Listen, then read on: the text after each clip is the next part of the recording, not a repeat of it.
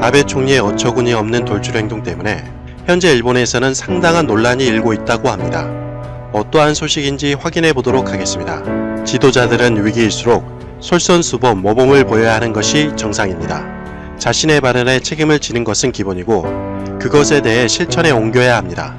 그래야 타의 모범이 되어 따르기 마련이죠. 그런데 아베 총리가 일본 국민들에게 강력하게 협력을 호소하는 와중에 자신은 정반대의 행동을 보여 일본 언론과 네티즌들로부터 상당한 질타를 받고 있다고 합니다.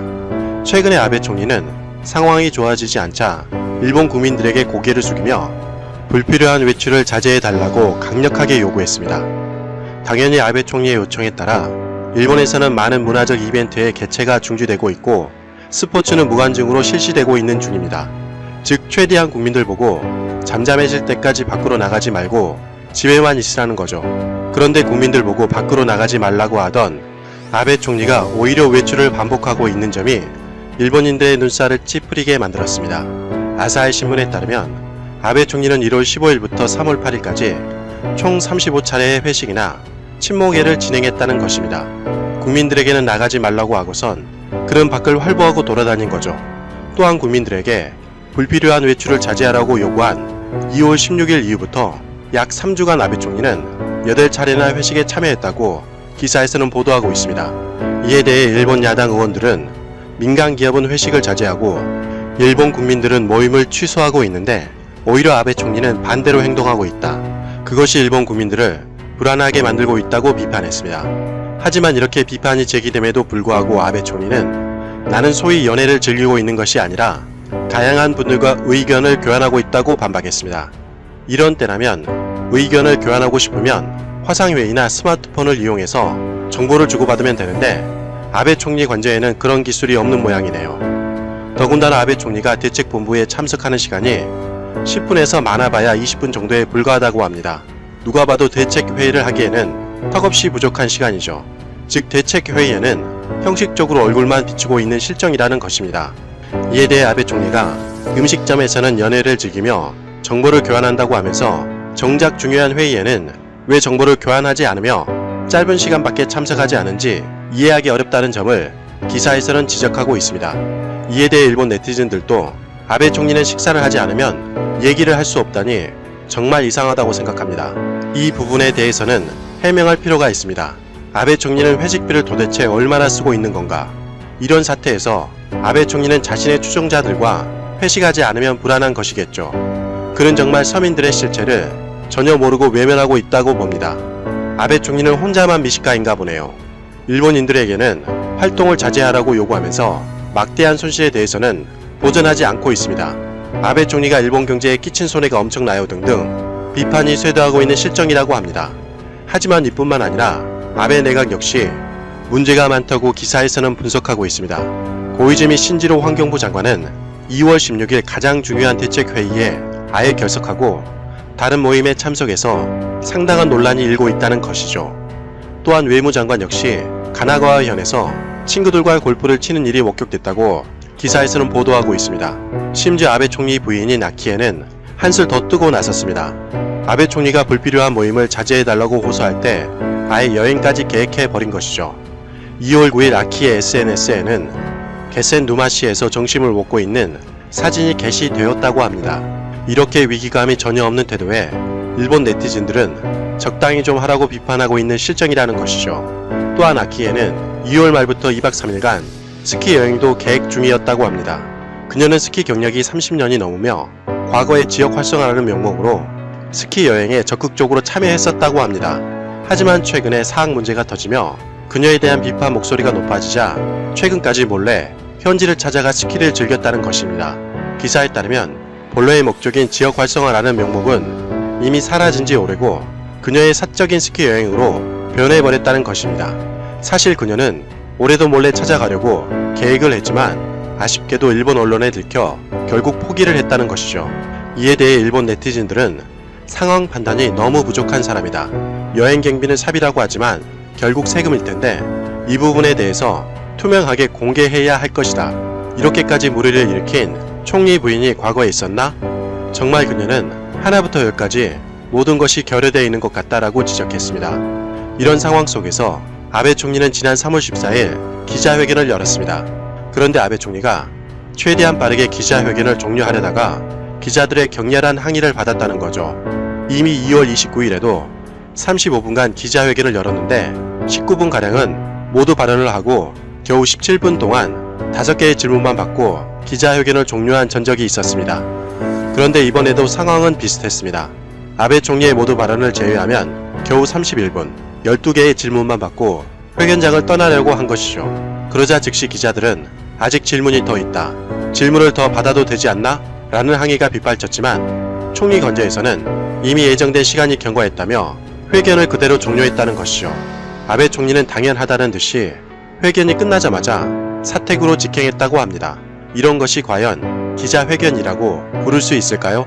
기자회견에 참석했던 아즈미 아키코 기자는 이 상황을 보고 이런 말을 남겼습니다.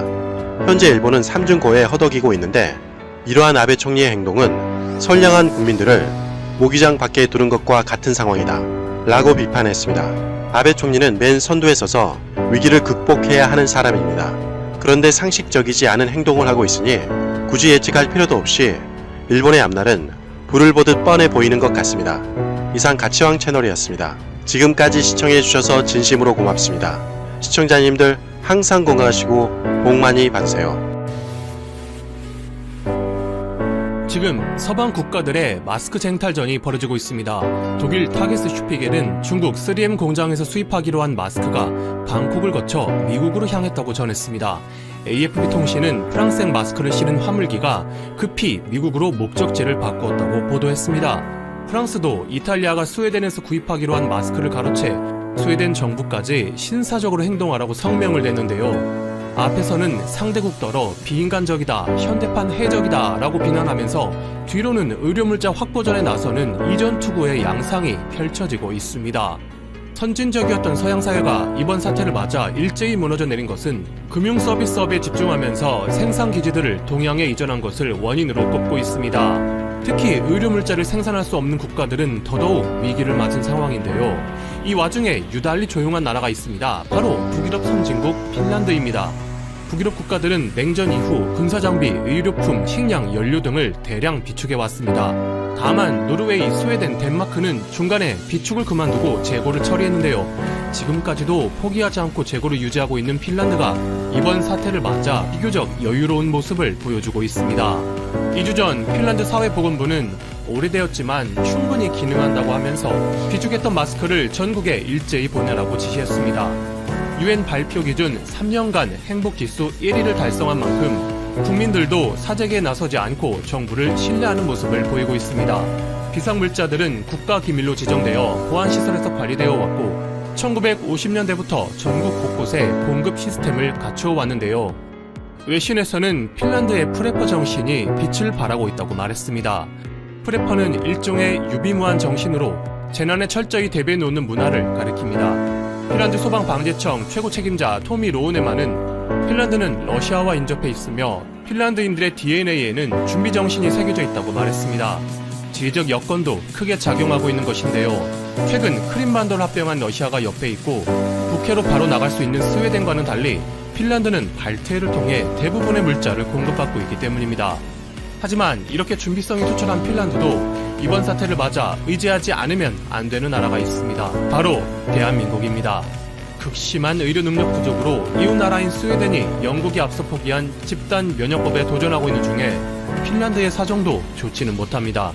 위 상황에서도 한국의 방식을 주장하는 산나 마린 핀란드 총리와 제한적인 검사를 주장하는 키르시바 힐 사회보건부 장관이 맞서고 있기 때문입니다. 정치권이 가닥을 못 잡고 있자 결국 12개 대기업이 협동으로 진행하는 프로젝트를 통해 한국에 도움을 요청했습니다.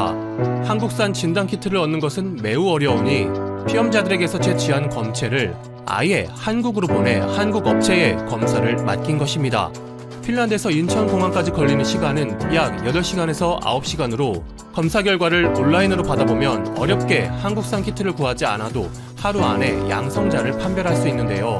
인천공항에 도착한 검체는 수원 광교에 있는 한국 SCL에 보내져 24시간의 절반인 12시간 만에 의뢰주인 메르 아리넨 병원에 결과가 전달되었습니다. 메르알이 내는 보도자료를 내면서 한국 연구소의 협력은 기대대로 신속하고 높은 퀄리티를 보여주었다고 극찬했습니다. 이어서 양성 판정 받은 사람들에 대한 안내를 설명하면서 앞으로 모든 증상을 테스트하기에 충분할 것으로 기대하고 테스트 기회 또한 크게 증가할 것이라고 말했습니다.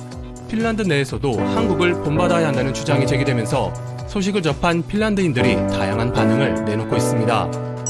한국은 위기 초기에 빠른 대응과 강력한 행동력으로 역전시키고 현 사태 관련된 거대 사업을 창출했어.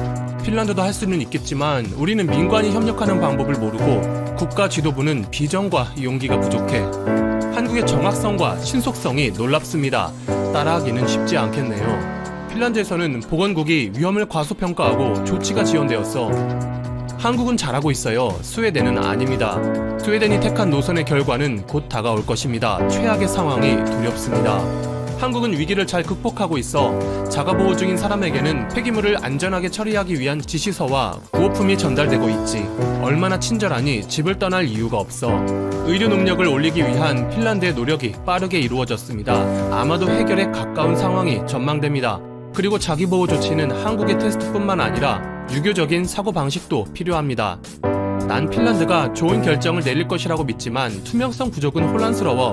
한국, 대만 등 최고로 대응을 잘하는 나라들은 투명성을 강조해. 한국은 2019년 11월에 현 사태를 가정한 훈련을 했습니다. 1월 중순에는 모든 항공객을 검사했습니다. 이제 한국의 도시계획에 이르기까지 모든 것을 배워야 합니다. 한국은 WTO가 권장하는 광범위한 테스트, 추적, 격리로 인간의 삶과 경제 두 가지에서 피해를 줄였어. 스웨덴은 그 반대의 슬픈 결과를 맞이하게 될 거야. 스페인은 핀란드의 의사와 간호사를 납치했습니다. 한국은 핀란드의 테스트를 가로챘습니다. 한국은 세계에서 가장 혁신적인 나라야. 내 기억으로 핀란드는 두 번째지. 한국은 매우 좋은 전략을 수행하고 있어. 한국이 테스트만으로 성공한 것은 아닙니다. 그들은 현 사태에 맞는 의료 장비를 보유하고 있습니다. 핀란드와는 너무나도 다릅니다. 핀란드 헬싱키의 일탈레흐티 신문은 한국 모델로 이것이 남사보가 사태를 통제하는 방법입니다. 실제로 우리는 브레이크를 밟았습니다. 라는 제목으로 한국식 모델을 성공적으로 적용하고 있는 남사보 지역의 소식을 전했습니다. 초기에는 인구 대비 전국에서 가장 큰 수치를 보였고 시민들은 두려움에 의료시설을 방문하는 것을 꺼렸지만 신속히 인력을 편성하고 전파 경로를 차단하며 위생관리에 집중한 결과 긍정적인 상황에 이르렀다고 전하는데요. 의료 시스템에는 부하가 걸렸고 전화 통화량은 4배가 되어 고통스러웠지만 점점 걸린 사람이 줄어들면서 지난달 말에는 한 명도 걸리지 않았다고 보도했습니다. 사보의 소식은 각종 매체를 통해 핀란드에 알려지고 있습니다.